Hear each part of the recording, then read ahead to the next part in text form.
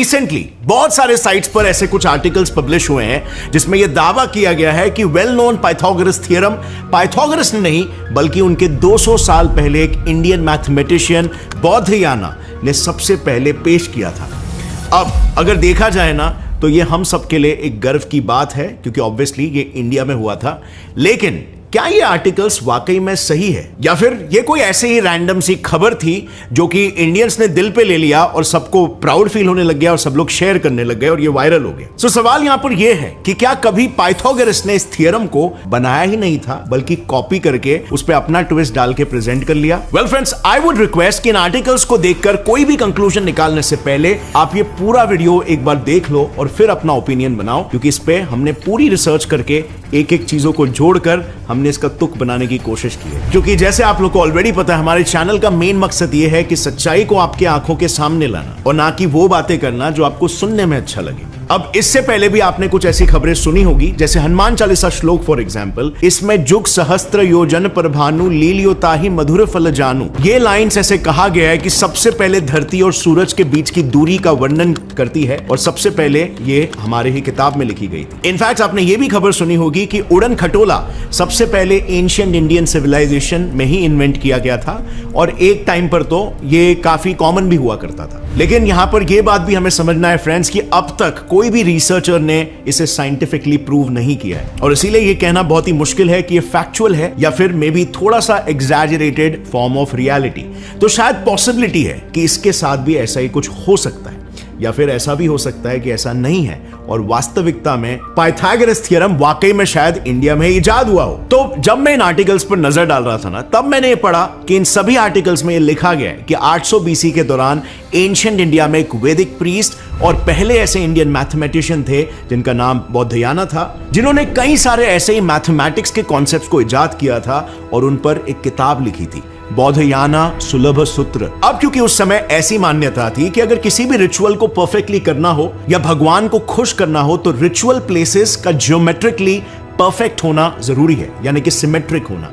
और इसीलिए precise measurements कैसे करना है इस बात को बताते हुए बुक में ऐसे कई सारे ज्योमेट्रिकल फॉर्मूले और कॉन्सेप्ट्स लिखे गए थे संस्कृत भाषा में, श्लोका के फॉर्म में। अब इसे पर्सनली वेरीफाई करने के लिए हमने सीधा बौद्धयान सुलभ सूत्र को ही रेफर कर लिया। इस किताब के फर्स्ट चैप्टर के 12th श्लोका में इसका वर्णन किया गया है, which reads दीर्घ चतुर स्याक्षण्या रजूह पाश्चर्मानी तिर्यग्मानी च यत् पृथग् भूते कुरुत्स्थ दुभय करोति। अब कई सारे आर्टिकल्स ये बताते हैं कि इसका एक्चुअल ट्रांसलेशन है areas produced separately by the length and breadth of the rectangle together equals the areas produced by the diagonal, यानी कि a² + b² = c²। लेकिन एक मिनट, ये श्लोका तो संस्कृत में लिखा हुआ है तो इसे काफी आसानी से मिस इंटरप्रेट भी तो किया जा सकता है ना। इसी को ध्यान में रखते हुए हमने इस साइट को यूज किया इस श्लोका को वर्ड टू वर्ड ट्रांसलेट करने के लिए। सो यहां पर Sanskrit to English translate Google search करने पर पहले 2 साइट्स जो आ रहे हैं उन्हें ही हमने चूज किया ताकि जितना हो सके क्रेडिबल सोर्सेज से हम इसे ट्रांसलेट करवाए। इसमें से पहली वेबसाइट learnsanskrit.cc है। इसे जर्मन स्विस मैथमेटिशियन और लॉजिशियन क्लॉस ग्लासहॉफ ने डिजाइन की है और क्लॉस ग्लासहॉफ ryukoku यूनिवर्सिटी में एंशिएंट बुद्धिस्ट लॉजिक के प्रोफेसर थे, जहां पर उन्होंने संस्कृत का एक्सटेंसिव नॉलेज लिया था। और दूसरी website easyhindityping.com, it is powered by Google translational API, यानी कि इसे गूगल नहीं बनाया है। So here are the results. दीर्घ मतलब लॉन्ग, दीर्घ चतुर्स यानी कि shaped like an oblong, square और पैरेललोग्राम, अक्षण या रजूह यानी कि डायगोनल/डायगोनली, पार्श्वरमानी यानी कि longer side of an oblong और the side of a square, तिर्यग यानी गोइंग ऑब्लिकली और हॉरिजॉन्टली, च मतलब एंड, यत यानी कि दैट, पृथग भूते यानी कि सेपरेटली, कुरुथ यानी कि दे डू और करोति मतलब मेक डू। अब ऑफ कोर्स हम एग्जैक्टली संस्कृत टू इंग्लिश नहीं कर सकते क्योंकि हर लैंग्वेज में वर्ब, नाउन, एडजेक्टिव इन सब का प्लेसमेंट डिफरेंट होता है। लेकिन अगर इन सभी वर्ड्स को जोड़कर इसका सेंस बनाने की कोशिश करें ना तो इसका मतलब सरप्राइजिंगली कहीं ना कहीं यही निकलता है, a² + b² = c²। So well, ऐसा बिल्कुल लग रहा है कि शायद ये क्लेम कि पाइथागोरस थ्योरम को उनसे 200 साल पहले बौद्धयाना ने बनाया, इसमें कुछ तो क्रेडिबिलिटी है और सबूत आपके आंखों के सामने है। लेकिन wait, let's also try to get the complete picture. Well, एक इंडियन मैथमेटिशियन है डॉक्टर टी.एस. सरस्वती अम्मा, जिन्होंने संस्कृत में एमए किया है और अपनी पूरी लाइफ मैथमेटिक्स और संस्कृत के हिस्ट्री पर रिसर्च करके एक बुक लिखी है, geometry in ancient and medieval India. अगर आप इस बुक को देखोगे ना, तो इसमें बहुत से संस्कृत श्लोकास को इन्होंने इंग्लिश में ट्रांसलेट करके एक्सप्लेन भी किया है विद प्रॉपर डायग्राम्स। और इसी बुक के पेज नंबर 18 पर उन्होंने हमारे बौद्धयाना के श्लोक को भी एक्सप्लेन किया है, मेकिंग सिमिलर क्लेम्स। एक और एक स्कॉलर है टी.एस. भानुमूर्ति, जो कि एक एंशिएंट मैथमेटिक्स एक्सपर्ट है। उन्होंने भी एक बुक लिखी है, a modern introduction to ancient Indian mathematics. इनके बुक के पेज नंबर 155 पर अगर आप देखोगे तो आपको बौद्धयाना श्लोक दिखेगा विद एक्सप्लेनेशन।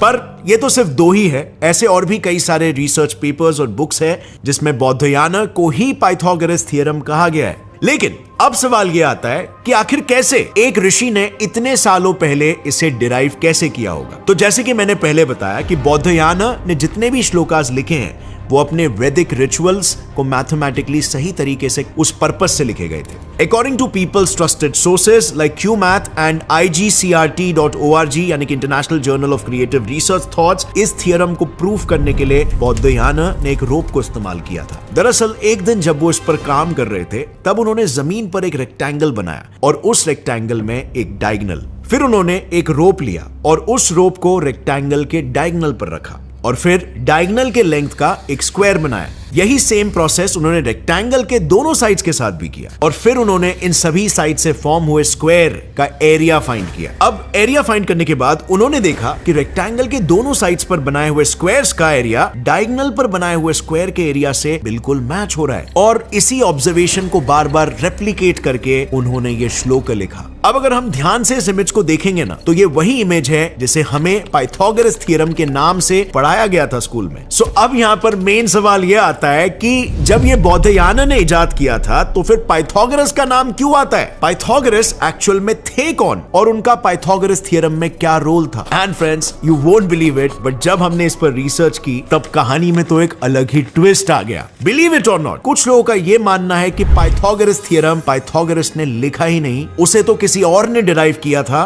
बस उस पे पाइथागोरस का नाम चिपका दिया गया। सो जब हम पाइथागोरस पर रिसर्च कर रहे थे तब हमने देखा कि 518 BCE में ग्रीक मैथमेटिशियन और फिलोसोफर पाइथागोरस ने क्रोटोन, इटली में अपनी एक स्कूल बनाई थी जिसका नाम था सेमी सर्कल ऑफ पाइथागोरस, जिसमें 50 से ज्यादा लोग थे जिन्हें पाइथागोरियंस कहा जाता था। इस स्कूल के अपने कुछ बिलीफ्स थे, जैसे नेचर में जितनी भी चीजें हैं वो नंबर्स है और हम सबको नेचर, आर्ट और म्यूजिक में मैथमेटिकल रिलेशंस देखने चाहिए। इन शॉर्ट उनका कहना था कि नंबर्स रूल द यूनिवर्स। इन बिलीफ्स को फॉलो करके पाइथागोरियंस ने अलग अलग डिस्कवरीज की थी, like irrational numbers, sphericity of earth etcetera. अब क्योंकि पाइथागोरस इस कल्ट के लिए भगवान समान थे, इसीलिए ये सारे पाइथागोरियंस जितनी भी डिस्कवरी करते उन्हें वो पाइथागोरस के ही नाम दे देते थे। और कुछ लोगों का ये कहना है कि पाइथागोरस थ्योरम के साथ भी ऐसा ही कुछ हुआ। इनफैक्ट अगर आप गूगल करोगे पाइथागोरस थ्योरम तो वहां पर भी यही आएगा, पाइथागोरन थ्योरम, और ना कि पाइथागोरसिस थ्योरम, यानी कि उनके कल्ट का नाम। But on the other hand, Springer link journal site के अनुसार एक स्टोरी ऐसी भी है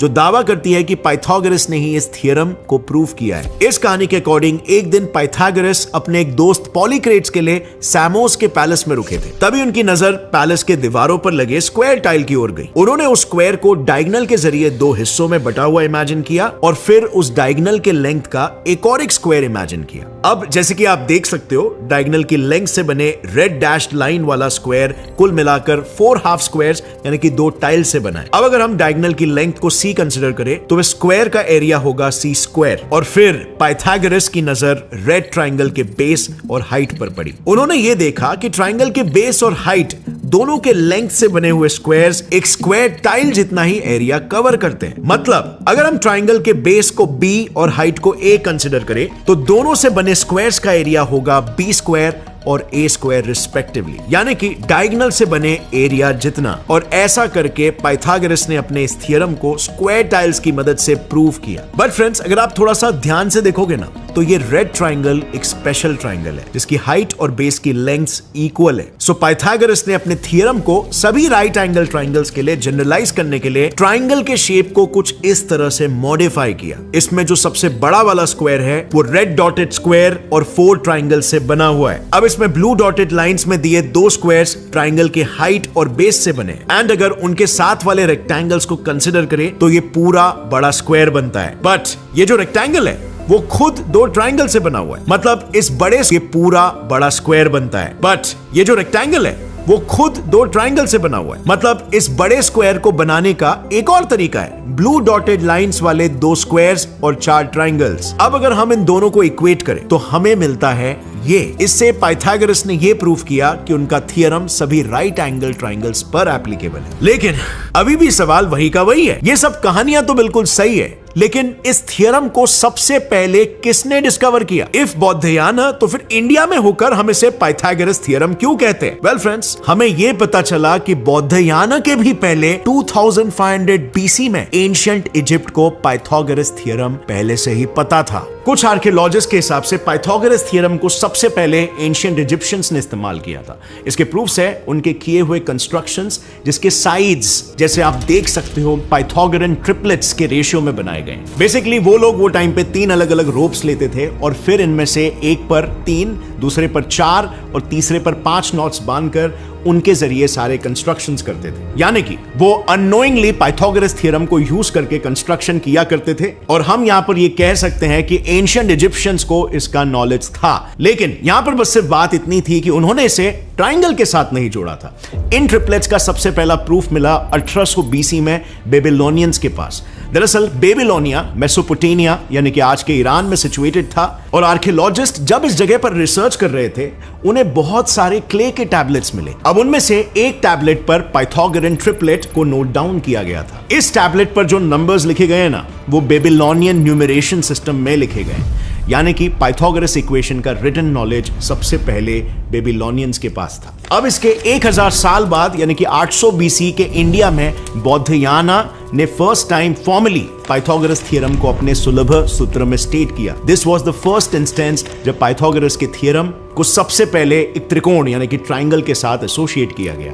सो to sum it up, Pythagoras theorem का फर्स्ट नॉलेज एंशिएंट इजिप्ट में था। इसका फर्स्ट रिटन इक्वेशन बेबीलोन में था, बेबीलोनियन सिविलाइजेशन के पास, और इसका first statement and association with a triangle ancient Indians ने किया। यानी कि as you can see, Pythagoras के पहले 3 ऐसे सिविलाइजेशंस थे जिन्हें किसी न किसी फॉर्म में इस थ्योरम के बारे में पता था। सो नाउ फ्रेंड्स, यू से तीनों सिविलाइजेशंस में से किसे इसका मेन क्रेडिट मिलना चाहिए या फिर तीनों को इक्वली क्रेडिट मिलना चाहिए? अब फ्रेंड्स, यहां पर साइंस के केस में ऐसा पहली बार नहीं हुआ है कि बनाता कोई और क्रेडिट किसी और को मिलता है या फिर लोग एक साथ मिलकर बनाते किसी चीज को। यहां पर एक सबसे बड़ा एग्जांपल एक पर्सन का जिसने जिंदगी भर बहुत सारे इन्वेंशंस किए, विज्ञान को बहुत ज्यादा आगे बढ़ाया, लेकिन उसे कभी भी उसका क्रेडिट नहीं मिला। एक ऐसे पर्सन थे, एक ऐसे साइंटिस्ट थे, निकोला टेस्ला। ऐसे कई सारे क्लेम्स है कि निकोला टेस्ला के आइडियाज को थॉमस एडिसन ने कॉपी करके क्रेडिट अपने नाम में ले लिया था। और रिसेंटली टेस्ला के ऐसे कई सारे टेरिफाइंग इन्वेंशंस रिवील हुए हैं जिस पर लोगों की अब तक नजर नहीं पड़ी है। उन इन्वेंशंस पर, उन टेरिफाइंग डिस्कवरीज पर मैंने ऑलरेडी एक वीडियो बनाया, जैसे आप यहां पर क्लिक करके देख सकते हो। फिलहाल के लिए फ्रेंड्स, आज के लिए बस इतना ही। अगर इस वीडियो से आपको कुछ भी नया सीखने